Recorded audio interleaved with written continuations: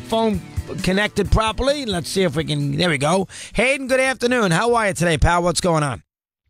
Doug, I'm well. I just want to give you the capital side first from the Trotz thing. Their perspective, and to be fair, they don't want to commit to a coach for 9 straight years, especially a guy who they were ready to kick out the door, let's say 8 weeks ago. We're trying to fire at exactly as like They just won a Stanley Cup after 44 years of existence with the guy behind the bench.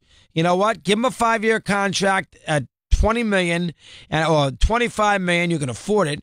And if you find out in 3 years you don't want him to coach, you get rid of him and you eat the $8 million. You won a Stanley Cup. My goodness, what are you doing for crying out loud? I don't think Ted Leonsis wanted to burn $25 million. I think that's the bottom line. That's what they're telling you. They're telling you that we don't think we're going to keep this guy for even 3 years. And we don't want to waste $15 million in dead coaching money. And plus, I don't think they think this guy's the reason they won. And if you think it's so, let's not forget, this team was down 0-2 in Columbus, and they had a puck off the post in overtime that the Blue Jackets did. And they would. I understand that, but we could say that about every series. Every series the Capitals have played they could have beaten Pittsburgh last year. So every series there's a goal post, there's a crossbar, there's a save. So what does Barry Trotz have to do with it, dog? That's my point. A puck off a skate here. I think from their perspective is, good riddance. We offered you the 1.8. We would have given you probably a few more. Well, let me ask you a question. Why the Islanders are going to pay him $4 or $5 million a year? So let me get this straight: the Islanders, who don't have an arena, who stink, who are the third team in the market, who don't have a pot to pee in, they're going to give Trotz that money. But the Capitals, with an owner who's a billionaire in a district that's hockey crazy right now, that's been around for 50 years, that won its first Stanley Cup, is not. Now, why would that be the case? Well, first off, the Islanders need credibility, and their new owners are no pocket poor guys. Those are billionaire hedge fund owners. Ledecky is look up his net worth. Jonathan Ledecky's net worth is not exactly pissing buckets. I get the idea, but the bottom line is that they are the New York Islanders. So the New York Islanders, Leonis has got more money than God, so they can afford. They need to keep the Islanders are in a completely different situation. The Islanders are a team that has, like Eric said, has had no success with 30. They've only won one playoff series in 20-plus years since '92. And they need credibility. They need to find a way to keep their star player and attract players with them. So they need a guy like Trotz. Whereas you're the Capitals can roll out anybody behind the bench, and they're going to be in the second round. I understand the logic. I think it upsets karma. All right, that's point one. What's point two? Go ahead. Get into the Nationals now. They had to make some trades. Bolstering the bullpen's a good move. But dog, let's be honest. They should probably quietly discuss. I know his value's crap right now, but they should move Harper. I really believe they should move Harper to the deadline and just make the first move on him before he does it to them. And I think there are guys in that locker room, Max Scherzer number 1, Strasburg number 2, who can't wait for that guy to get out of town. And why not they take the leverage and go to him right now and say, listen, we'll give you a long-term contract, fair deal. You take, you want it, yes or no. If he says no, get rid of the guy. I think it's better for both sides. I really do. They're not going to do that, but your logic is not terrible. See, the problem with that is they get weaker this year. If they trade Harper now, they get something for him, number one. And they sort of start fresh, middle of the season, number 2. But the issue is in October, they won't be as good a team. And they are trying to win a championship. So that's why they won't do that. But your logic is not terrible, but from that standpoint. Not terrible at all. Lenny in San Diego, California, Mad Dog Unleashed. Len, good afternoon. Your turn. How are you today? Hey, I'm great, Mad Dog. I'm great. Hey, talk a little bit about baseball. First, over the weekend, there was a great 2-hour special on MLB Network about Billy Martin. Did you catch that? I have seen that before. It's very good. Yes, I have. The book is great by Bill Pennington, but I'm aware of it. Go ahead. Yeah.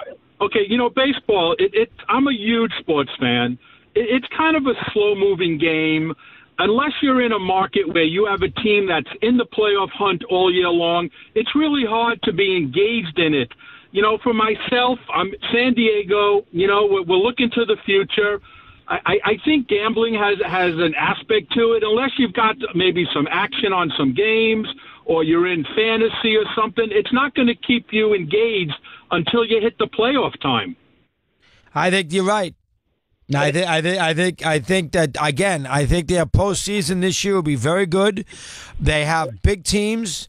They have again in New York, Boston, Houston, Los Angeles will probably get in. The Cubs. I mean, they're gonna have juice. They got big markets. I grant you that. You don't have a real reason.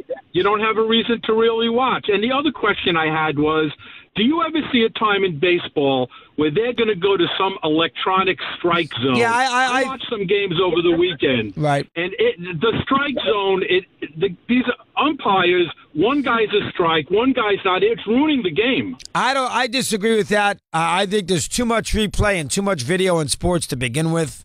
It upsets the human element of it. The game takes much too long as it is. I disagree with that. Will there be a day they might go to it? It sounds like Manfred wants to do that based on his last remarks. We haven't spoken to him in a long time on the air. We got to get him back on. But it sounds like that might very well be the case. Huck in Missouri with the electronic robotic strike zone. Huck, your turn. How are you today, pal? What's going on? Lenny, that must be Steve Phillips' brother. They're calling, wanting more technology. Yeah, I don't like that. I too much for me. Too much for me. Go ahead. What's on your mind today? Listen, I'm calling out Alan White Plains. We haven't heard from him in a while. I know our Redbirds stink and have no chance of winning the division, but he could still call in. Yeah, we haven't heard from Al. That's a very good point. Al's been quiet. It's been a good couple of weeks. That's an excellent, excellent point. The APB out now for Al from White Plains. Well said. Next, go ahead. Listen, the only baseball I get, Chris, is from you and your channel. That's it. Maybe the local ESPN radio station in St. Louis that I can get if the wind's not blowing. That's the only baseball I get. And you're spot on with these shows. I watch them from time to time. Not a whole lot. I can't take Shannon Sharp seriously on anything but football. I cannot take Stephen A. Smith seriously on anything but basketball. That's just the way it is. Jalen Rose, same thing. You know, these guys, you know, the baseball playoffs, listen, I'm looking forward to it. Boston, you know, Yankees, they still won't talk about it, Chris. I guarantee you Skip Bayless and Shannon Sharp in October, they may give baseball 5 minutes. That's it. They're talking about the Dallas Cowboys and football. That's all they talk about. And listen, it's their show. They got a right to do whatever they want to. But I'm sorry, but I cannot take a sports guy seriously. They can't give me some baseball from time to time. I can't take you seriously. I'm sorry. I can't do it. Well, go ahead. Finish up. Well, I mean, you know, go ahead. Huck, I just think that that is no longer a requirement for a talk show host. I don't think the talk show host out there, if he gets hired by, you know, whether it be an ESPN affiliate, even Sirius, local terrestrial radio, unless he's in a big market, I don't think that baseball knowledge is required. If you could talk, you got to talk about the NBA. You talk about the NFL, college football, but I don't think anything else is required. It's a problem. 24 after the hour, we continue. Mad Dog on Lee.